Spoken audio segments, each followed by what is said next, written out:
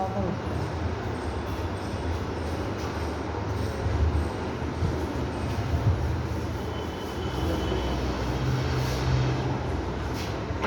यहाँ पर decimal second question पहला आपको मैंने बता दिया, फर्स्ट क्वेश्चन इसमें दिया है the product of three consecutive integer is divisible by किस नंबर से डिवाइड होगा, तो 6 हो गया इसका। समझ में आया। सेकंड क्वेश्चन देखते हैं the decimal expansion of the number 46 divided by 2 की पावर 2 into 5 मल्टीप्लाइड बाय 3। इसको आपको दिखाना है कि ये टर्मिनेटिंग है, नॉन टर्मिनेटिंग है, नॉन टर्मिनेटिंग, नॉन रिपीटिंग है या नन ऑफ दीज है। 4 ऑप्शन दिए हैं।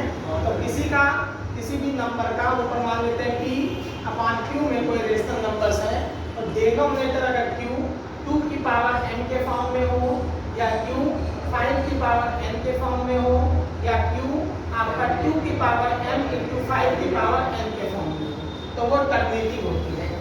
समझ में आया। अगर ये आपका टर्मिनेटिंग होता है। अगर मान लो इसके अलावा कोई फॉर्म्स है तो वो नॉन टर्मिनेटिंग होती है। समझ में आया। तो यहाँ पर हम डिनोमिनेटर q क्या होता है, डिनोमिनेटर p क्या होता है, तो q क्या लिखा है q, इसका मतलब किसकी बात की गई है, डिनोमिनेटर की। न्यूमरेटर की बात तो नहीं की गई ना। समझ में आया। तो डिनोमिनेटर अगर इस फॉर्म का हो तो किससे डिफाइन होगा, टर्मिनेटिंग नॉन टर्मिनेटिंग, डिनोमिनेटर से डिफाइन होगा, न्यूमरेटर से डिफाइन नहीं होगा। समझ में आया। तो डिनोमिनेटर इस फॉर्म का है तो टर्मिनेटिंग होगा, अगर इसके अलावा कोई फॉर्म है तो नॉन टर्मिनेटिंग होगा।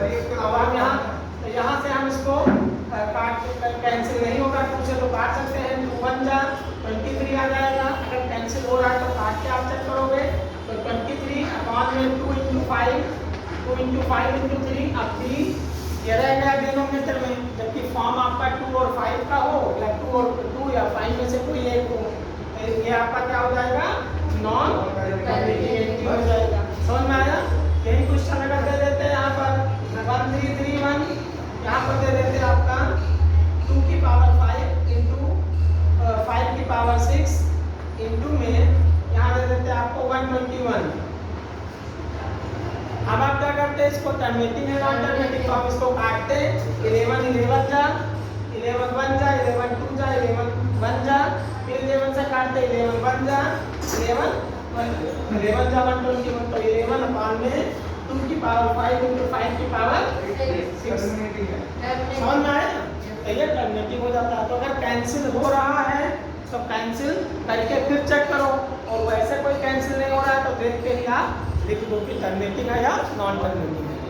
समझ में आया। तो ये आपका नॉन टर्मिनेटिंग हो गया सेकंड क्वेश्चन। क्लियर, कोई डाउट इसमें। थर्ड क्वेश्चन हम करते हैं if two positive integers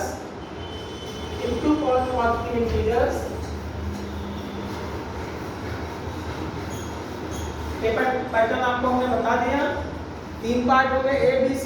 A में 20 क्वेश्चन 16 करना होगा, B में 20 क्वेश्चन 16 करना होगा, C में आपके 2 केस बेस्ड स्टडी बेस होंगे, जिसमें से 10 नंबर का 5-5 का होगा तो 8 कर लेंगे। टाइम आपको 90 मिनट्स और मैक्सिमम मार्क्स 40 होंगे। समझ में आया। 90 मिनट मतलब 1.5 घंटे। अब यहाँ पर थर्ड क्वेश्चन हम देखते हैं। 2 positive integers A and B are written as A और B जो पॉजिटिव इंटीजर्स हैं, A आपका दे रखा है x की पावर 4 इनटू में y स्क्वायर और B दिया हुआ है B is equal to x square into y cube दिया है। If x y are prime number, x और y प्राइम नंबर से बिलोंग्स टू P, P मतलब प्राइम नंबर से। समझ में आया। तो आपको पता करना है देन HCF ऑफ A और B का हमें HCF फाइंड आउट करना है, हाईएस्ट कॉमन फैक्टर या GCD। हाईएस्ट कॉमन फैक्टर को या GCD ग्रेटेस्ट कॉमन डिवाइडर को, दोनों का मतलब एक होता है। समझ में आया। क्लियर। तो यहाँ HCF में हम देखेंगे, इसको A को एक्सपेंड करेंगे x into x into x into y square मतलब y into y। ऐसे इसको B को एक्सपेंड करेंगे x into x into में y into y 3 बार। अब HCF कहते हैं जो दोनों में कॉमन हो वो HCF होता है, जो दोनों में कॉमन हो। जितने हो, जैसे मान लो 3 नंबर दे दिया गया तो तीनों में कॉमन हो, 4 नंबर दे दिया गया तो चारों में कॉमन हो। समझ में आया। तो यहाँ पर x दूसरा पेड़ भी हो गया, y का यहाँ देखो y हो गया, y x स्क्वायर वैसे देखो x स्क्वायर इसमें इंक्लूड है और y स्क्वायर इसमें इंक्लूड है, तो एलसीएम क्या आएगा, मिनिमम नंबर लिया जाता है x स्क्वायर y स्क्वायर, और एलसीएम अगर पूछ लेते हैं तो एलसीएम मैक्सिमम नंबर लिया जाता है, जो कॉमन है उसको 1 टाइम्स लिखो, बाकी कोई भी नंबर छूटनी नहीं चाहिए, जो कॉमन है उसको 1 टाइम्स लिखो, बाकी कोई भी नंबर छूटनी नहीं चाहिए। तो x एक बार लिखोगे, x एक बार लिखोगे, y एक बार, y एक बार, बाकी कौन सी छूट गई, एक x छूट गया, इंटू x लिखो, और एक x 4 है ना, ये भी x छूट गया है, इसको भी लिखो, और इंटू में y लिखो, तो यह हो गया x power 4 y cube, x power 4 y cube. समझ में आया? तो आप कह सकते हो कि एलसीएम जो होता है वो मैक्सिमम होता है, x स्क्वायर और x पावर 4 में जब एलसीएम की बात की जाएगी तो x पावर 4 दिया जाएगा, y स्क्वायर और y क्यूब में जब एलसीएम की बात की जाएगी तो y पावर 3 दिया जाएगा, इसका मतलब एलसीएम आएगा x पावर 4 y क्यूब, ये मैक्सिमम होगा। समझ में आया? और एलसीएम क्या होता है, मिनिमम होता है। आया समझ में? क्लियर? अब आपसे कोई नंबर में दे 11 121 और 1331, ये आपका 11, ये 11 का स्क्वायर है, ये 11 का क्यूब है, 11 का स्क्वायर 11 का क्यूब। अब हम पूछते हैं एचसीएफ क्या होगा, 11 हो जाएगा, मिनिमम दिया जाएगा। समझ में आया? और आपसे हम पूछ लेते हैं एलसीएम क्या है, 11 का क्यूब, तो 11 का क्यूब वाला 1331। समझ में आया? Yes sir. कोई डाउट? No sir. तो ये आपका थर्ड क्वेश्चन हो गया, इसमें इसका है, तो इसमें एचसीएफ पूछा गया है, तो एचसीएफ आप लिख सकते हो x स्क्वायर y स्क्वायर। समझ में आया? एलसीएम पूछा जाता है तो x पावर 4 y क्यूब हो जाता है। कोई डाउट इसमें? क्वेश्चन नंबर 4 तो बाकी डिस्टर्बेंस होता है ना, और भी अच्छे से सीखेंगे।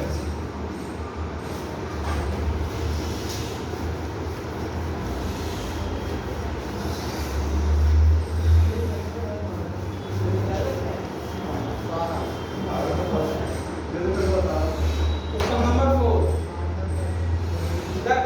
if the LCM of P and 18 is 36, LCM ले लिया गया इसका P और 18 का, दो नंबर से P और 18 का LCM 36 दिया है, ठीक, and LCM of P and 18 is 2, और LCM दे दिया गया P और 18 का 2 दे दिया। अब आपको पूछा गया है कि then P is equal to, P की वैल्यू आपको फाइंड आउट करनी है, P की वैल्यू फाइंड आउट करो। तो क्वेश्चन होता है आपका, वो फार्मूला है LCM into LCM is equal to product of the number, product of the number means first number multiplied by second number। अगर 3 नंबर्स हैं तो फर्स्ट सेकंड थर्ड। समझ में आया? तो यहाँ LCM दे रखा है, LCM कितना दिया है 2, इंटू में LCM दे रखा है is equal to product of the number मतलब P multiplied by 18, यही तो नंबर है ना। अब 18 यहाँ मल्टीप्लाई है, इधर आएगा तो 18 मतलब 18 टू जा 2 टू जा 4, तो P की वैल्यू कितना आएगी। अब ऑप्शंस में दे दिया गया, A P is equal to 3 दे दिया, P is equal to -2 दे दिया, P is equal to 4 दे दिया, और P is equal to 1 दे दिया। 4 आंसर दे दिए गए। अब कौन सा सही है? सी। अब ये आप सॉल्व करोगे तब आंसर आएगा, बिना सॉल्व के तो प्रत्यक्षदर्शी तो है नहीं कि कोई इंट्यूशन पावर आपके पास है, जो त्रिकालदर्शी है, तीनों लोग को देखो आंसर क्या होगा। समझ में आया? कि आपके पास इंट्यूशन पावर नहीं है, मतलब शक्ति। तो ये क्या है, इसको आपको करना पड़ेगा, तो वैसे इसमें टिक नहीं लगा सकती। ठीक, अब आपको होगा कि इसको सॉल्व करके करना है कि वैसे करना है, तो बिना सॉल्व के कैसे कर लोगे। तो जहाँ पर रिक्वायरमेंट है वहाँ सॉल्व करोगे, जहाँ रिक्वायरमेंट नहीं है वहाँ नहीं करोगे। पूछ लिया जाए कि ट्रायंगल में तीनों एंगल का सम 1 यहाँ पर लिख दिया गया, sum of interior angles of a triangle is a is equal to लिख दिया 180, बी इज इक्वल टू लिख दिया 90, सी इज इक्वल टू लिख दिया 360 और डी इज इक्वल टू लिख दिया यहाँ पर -45 लिख दिया। अब इसमें क्या सॉल्व करोगे, तो तुम्हें आपको पता होना चाहिए तीन एंगल का सब 180 होता है, तो इसमें सॉल्व करने की रिक्वायरमेंट नहीं, इसका डायरेक्ट आंसर लिख देना है। समझ में आया? तो ये आपको खुद डिसाइड करना है कि कौन सा सॉल्व करना है, कौन सा सॉल्व नहीं करना है। तो कभी कभी हम क्वेश्चन पूछ लेते हैं कि इसको सर सॉल्व करके करना है, तो बिना सोचे समझे हम क्वेश्चन पूछ लेते हैं। समझ में आया? फिर हार्ड और इजी की डेफिनेशन पूछ लेते हैं कि हार्ड है सर, मैथ की इजी है, तो ये सब क्या है कि मतलब बिना लॉजिक के क्वेश्चन है, इसको आप खुद समझ सकते हैं। तो वही मैं बता रहा हूँ कि ये बिना लॉजिक के हैं, हार्ड और टफ की कोई डेफिनेशन नहीं है। जो समझ में आ जाए वो क्या है, इजी है। जो समझ में ना आए तो कुछ नहीं पढ़ोगे तो क्या हो जाएगा, जब पढ़ के आओगे तो क्या हो जाएगा। वही तो मैं समझा रहा हूँ कि बिना लॉजिक वाले क्वेश्चन कभी कभी पूछ लिए जाते हैं, उसको आप खुद थोड़ा कहते थे कि एक वो कहावत है रही कि रहीमन ये तराजू तोल के तब मुख बाहर आनी, है ना एक कहावत। एक कहावत क्या है, रहीम दास के दोहे हैं कि आप पहले बोलने से पहले आप पहले ये तराजू तोल के, कोई भी वर्ड है तो बाण की तरह एक बार निकल जाएगा, दोबारा वापस उसको शब्द को नहीं ले सकते। तो आप सबसे पहले बोलने से पहले आप उसको तौलो अपने हार्टली कि ये बोलना चाहिए नहीं बोलना चाहिए। तो कोई भी क्वेश्चन आप पूछने से पहले ये आपको समझ में होना चाहिए कि ये क्वेश्चन का मतलब लॉजिक है कि नहीं है। समझ में आया?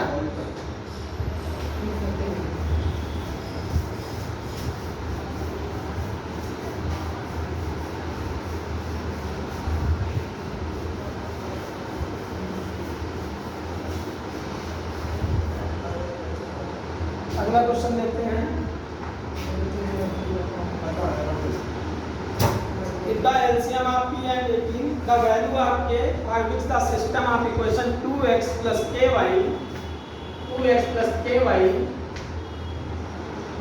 is equal to 12 and x plus 3y is equal to x plus 3y minus 4 is equal to 0 are inconsistent. It is 2x plus ky is equal to 12 and x plus 3y minus 4 is equal to 0 are inconsistent.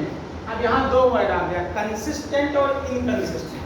Consistent होता है जिसके solution हो सके, चाहे unique solution हो चाहे many solution हो, वो कंसिस्टेंट होता है। इनकंसिस्टेंट होता है जिसका सलूशन ना हो सके, उसको इनकंसिस्टेंट कहते हैं। तो linear equation in two variables में आपने पढ़ा है कि यहाँ अगर दो लाइन इंटरसेक्ट कर रही है L1 और L2, कोई भी लाइन का इक्वेशन है a1x plus b1y is equal to c1, दूसरा a2x plus b2y is equal to c2। दो लाइन है linear equation in two variables में। तो अगर दोनों लाइन यूनिक सॉल्यूशन मतलब हुआ एग्जैक्टली वन सॉल्यूशन, अगर एक ही पॉइंट पर कट करेंगी तो x की वैल्यू एक सिंगल आएगी और y की वैल्यू भी सिंगल आएगी। इस केस में जब a1 upon a2 does not equal to b1 upon b2, a1 upon a2 does not equal to b1 upon b2 means x axis का कोएफिशिएंट y एक्सिस के कोएफिशिएंट के ratio के बराबर ना हो।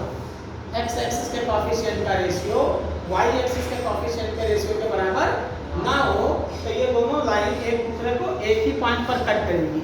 इस केस में क्या आएगा, एग्जैक्टली वन सॉल्यूशन आएगा, एक ही सॉल्यूशन होगा।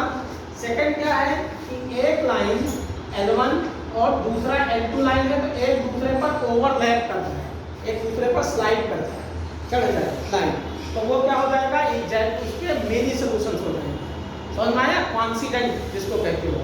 ऐसा केसेस होगा जब a1 upon a2 is equal to b1 upon b2 is equal to c1 upon c2।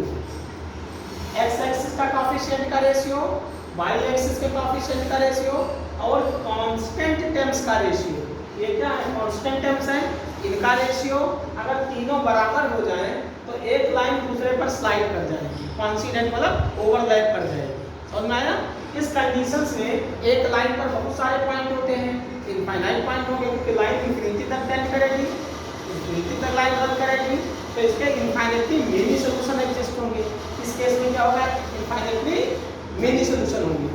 Third condition है कि अगर L1 एक लाइन है, दूसरा L2 लाइन है और दोनों में गैपिंग सेम हो जाए, मतलब पैरेलल लाइंस हो जाए, जो पैरेलल लाइन कभी इंटरसेक्ट नहीं करती है, चाहे आप इसको एक्सटेंड करो आगे फॉरवर्ड, चाहे इसको बैकवर्ड, समझ में आया। हमेशा गैपिंग क्या होगा दोनों के बीच में सेम होगा। तो ये कंडीशंस होती है A1/A2 is equal to B1/B2 does not equal to C1/C2। A1/A2 is equal to B1/B2 does not equal to C1/C2। ऐसी कंडीशंस में दो पैरेलल लाइन कभी कट ही नहीं करती है तो नो सॉल्यूशन। समझ में आया। तो कंसिस्टेंट की बात होती है, तो कंसिस्टेंट एक ही दो कंडीशंस होगी कंसिस्टेंट की, चाहे ये आपका यूनिक सॉल्यूशन हो चाहे मेनी सॉल्यूशन। और इनकंसिस्टेंट की बात जब होती है जब इसका नो सॉल्यूशन। समझ में आया। अब बताओ इसमें किसी बच्चे को कंसिस्टेंट और इनकंसिस्टेंट में कोई डिफरेंस, मतलब कोई डाउट। कंसिस्टेंट दो कंडीशंस हैं, चाहे एक ही सॉल्यूशन आए चाहे इनफाइनाइटली मेनी सॉल्यूशन आए। और इनकंसिस्टेंट भी एक ही कंडीशन से जब लाइन पैरेलल हो। समझ में आया। यहाँ पूछा गया है इनकंसिस्टेंट, कंसिस्टेंट हटा दिया गया, इसका मतलब ये कंडीशंस और ये कंडीशंस आपकी हट गई। तो कौन सी कंडीशन लेके चलोगे, A1/A2 डज नॉट, ये वाला हर कंडीशंस। तो A1/A2 मींस ये आपका x का कोएफिशिएंट, यहाँ 1x है, x मतलब क्या हो 1x1, तो 2/1 is equal to B1/B2 means K/B does not equal to 12/0। 12/0 means क्या होता है, नॉट डिफाइंड। किसी का डिनोमिनेटर अगर 0 आ जाए तो नंबर क्या होती है, नॉट डिफाइंड, इनफाइनाइट हो जाएगी ना। डिनोमिनेटर आपका 0 नहीं होना चाहिए, डिनोमिनेटर आपका 0.12, तो 0.12 की वैल्यू क्या आएगी 0। लेकिन अगर 12/0 है तो नॉट डिफाइंड, इनफाइनाइट हो जाएगा। समझ में आया। तो यहाँ अब आपको ये डज नॉट इक्वल टू हटा दो तो k की वैल्यू क्या होगी, k इज इक्वल टू 3 2 6। अब इसमें आंसर आपको चार ऑप्शन दे दिया गया, k की वैल्यू 21/4 दे दिया, एक पहला ऑप्शन है 21/4, बी ऑप्शन दे दिया गया 1/6, सी ऑप्शन दे दिया गया 6 और डी ऑप्शन दे दिया 4/21। समझ में आया। एक ही आंसर सही है, मल्टीपल एमसीक्यू टाइप का है, तो कौन सा आंसर सही है, समझ में आया। ये क्लियर समझ में आ गया। अब आपको ये सब एक्सप्लेन करने की इनफाइनाइट सॉल्यूशन और ये सब कुछ नहीं करना है, बस आपको ये इतना तीनों मैंने इसलिए बताया है कि आपको ये कहाँ से आया, कैसे रिलेटेड इससे क्वेश्चन है। तो केवल आपको एक ही कंडीशन यही लिख देना है, ये वाली कंडीशन, तो k की वैल्यू निकाल लेना है। समझ में आया। अब यहाँ आपको सॉल्व करना पड़ेगा, लेकिन ये सब नहीं लिखना, ओवरलैपिंग और इन सब की जरूरत ही नहीं है। ठीक, कोई डाउट इसमें। अगला क्वेश्चन हम करते हैं, question number 6। A pair of linear equation is consistent if their graph lines will be intersecting or parallel। देखो कोई भी पेयर ऑफ लाइन है तो कंसिस्टेंट कब होगा, चार कंडीशन दिया गया, इंटरसेक्टिंग और पैरेलल। पैरेलल पर कंसिस्टेंट होता है, तो यहाँ पैरेलल लिख दिया गया, पहला ऑप्शन गलत हो गया।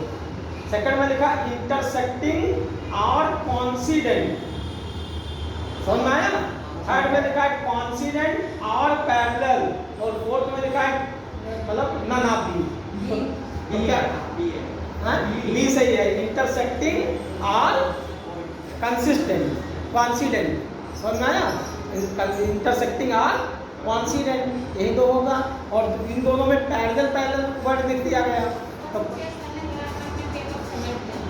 पैरेलल पैरेलल लिख दिया है, तो ये दोनों आपका है नहीं, और नन ऑफ दीज तो वैसे समझ में आया। क्लियर। ये आपके देखो ये सीखने से दो क्वेश्चन इसके सॉल्व हो गए, तो इस टाइप से आपको